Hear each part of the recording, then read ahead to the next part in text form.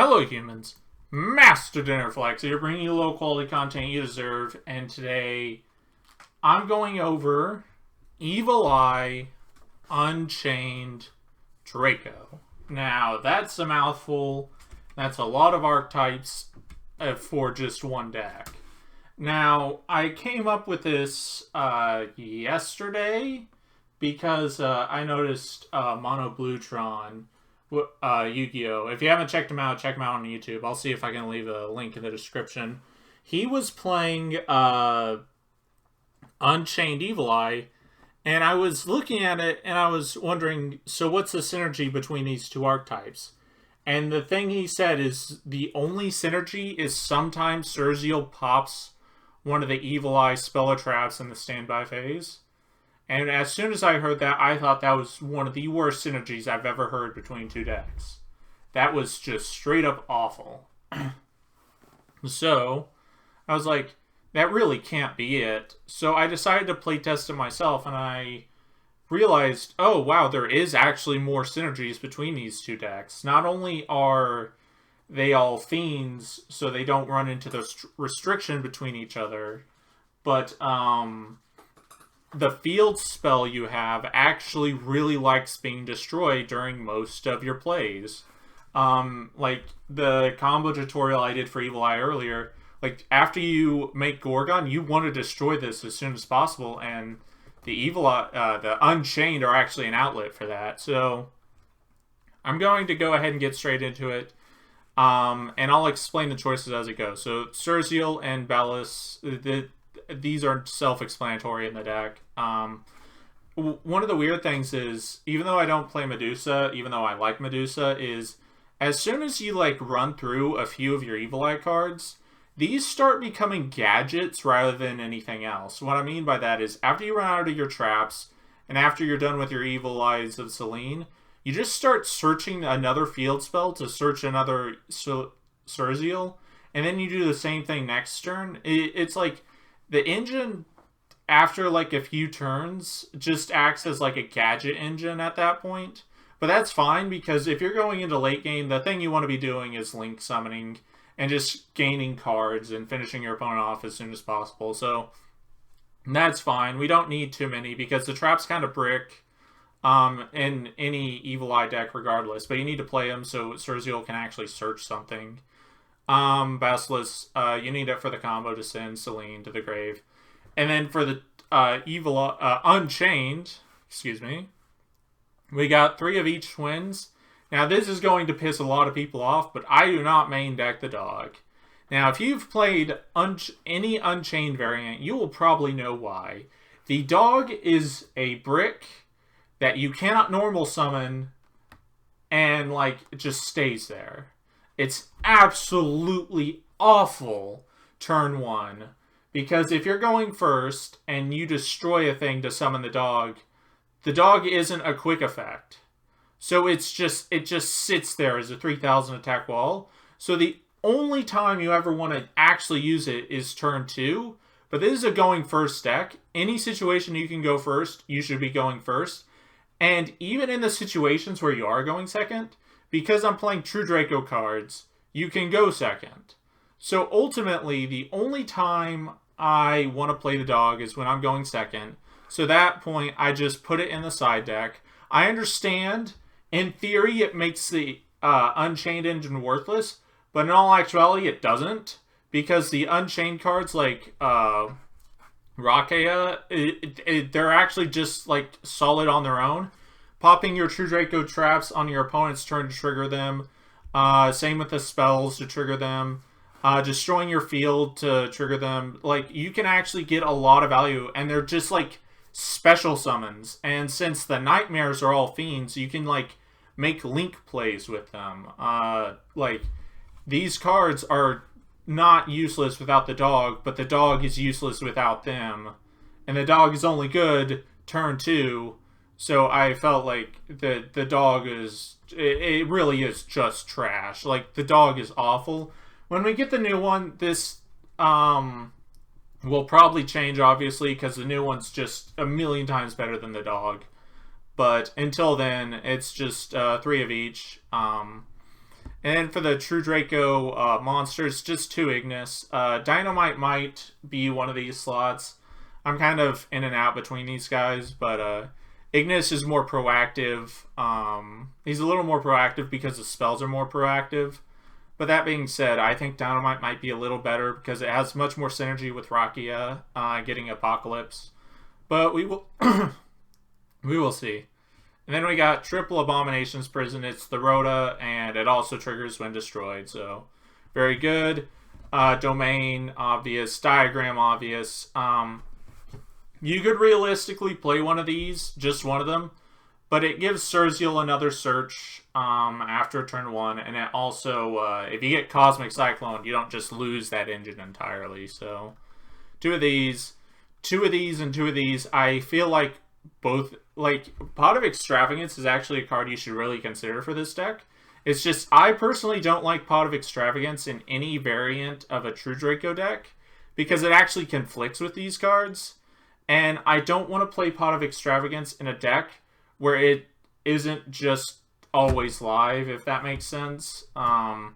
Like, a lot of the times, if you're activating Extravagance and you, like, draw into draw cards, that's really bad. It's like desiring into a Desires, and that can really put you far behind because you gave up some of your options in your extra deck to ultimately, like, dead draw cards, and I'm really not a fan of that. But that being said, Extravagance is actually just so powerful that maybe you could just ignore that theory. But in the situations where you don't want to play Extravagance, it's probably 2 of each of these. This one's good because if you destroy another True Draco card with Diagram, you get a draw as well. But this one keeps you in the game infinitely. So that's also pretty good. And then for the last 2 spells, Set Rotation is broken because if you give them a domain and then destroy it, you get the recycle, so that's pretty cool. And then Terraforming, very obvious in a deck with 6 field spells. Then we got Triple Escape. This is the only other Unchained spell trap I play. Like, all the other ones, they don't really do much. Like, the Revival one is only playable if you're playing the dog, but the dog is unplayable, so that theory doesn't really work. And Wailing of the Unchained, that one's also not very good. It's not proactive enough. And again, it's not a turn 1 card either. So neither of those are really good. But that being said, you kind of got to think of the deck in this situation as this isn't an Unchained deck, as it is more of an Unchained engine. And the moment you realize that, you'll realize why I'm kind of playing these ratios, because the Unchained, like, Link climb strategy, I think is actually probably the worst part about that deck. Like, it seems really cool in theory, but in practice, it's just so terrible, because all they need to do is just out an 1800 attack monster, and that's so weak. Like, that's not a really good strategy, especially when you got to consider the fact that if you draw your dog, you literally can't do anything anymore. So I just did an Unchained engine, and this has been fantastic. Like, these little guys with just as, like, small Unchained package, like, this is leagues better than I thought it would be. So that's pretty good. And then Apocalypse, you don't need Return, because Return only works, I feel, in an actual True Draco deck. But these you just pop with Rakia, or let you Tribute Summon Ignis on your opponent's turn, and then you get to disrupt them. Same with this is also a disruption, and it lets your floaters float, so that's pretty cool. And then for the Evil Eye traps, you can search 1 Rebellion, 1 Defeat. They kind of... So it's kind of like why you don't play very many Behemoths and Guru control. Like, you definitely want to play a monster that can do a lot of damage and disrupt your opponent. But, like, if you are ever in a situation where you draw 1, even 2 of these, you're not great. You really just want to search them. But that being said, I don't know which ones to cut, because this deck... It actually has a problem where you only want to play about 30-something cards in this deck. And then the rest of the deck, I would love to make this a 30-card deck if that was possible. but it just isn't. It's unfortunate, but oh well. And then for the last 3 cards, triple impermanence, just in case you are going second, it's better than Judgment in the main. And then for the side deck, doesn't matter except the Dog, Dynamite Knight, and Judgments for going first. The extra deck, the only things that really matter are like the Evil Eye and the Unchained links and the Nightmares. The Nightmares are also very important because Nightmares, the Unchained lock you into Fiends, and every single Nightmare is a Fiend monster, so you can actually just like make a bunch of Nightmare links under that restriction and it doesn't matter, so that's pretty cool.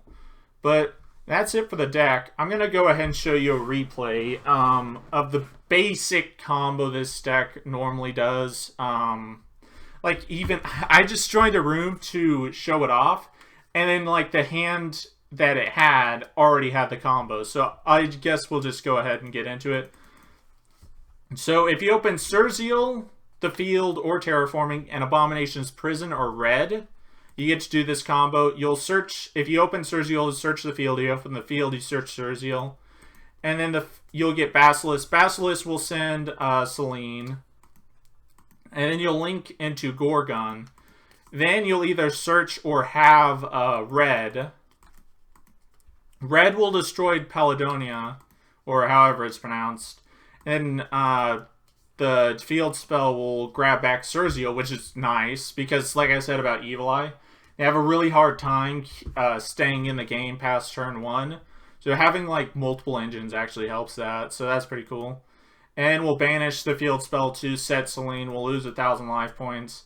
And as you can see, those 2 cards, it let you go +2, but more importantly, it let you end on Gorgon, let you end on a floater, and most importantly, it let you get a follow-up, which is something I always say about Evil Eye, where the problem is despite it building some pretty good stun boards, it has absolutely no follow-up, so if the board gets broken, you immediately lose. But with this hand, with those 2 cards, you don't. You literally just don't. If they break your board, you just play again next turn. And like, even if they try to break it, you have floaters online, so it's like, it actually doesn't matter. But that's it. Thank you all for watching. Hopefully you enjoyed this video. I actually have a few replays I can do of this deck, because this deck I actually really enjoy. I don't know if it'll stick around next list, because I have a feeling Diagram might finally get hit. Not sure if that's going to be the case. It's just a suspicion. But we'll see. But that's going to be it. Thank you all for watching. And remember, Master Dinnerflax will take your soul.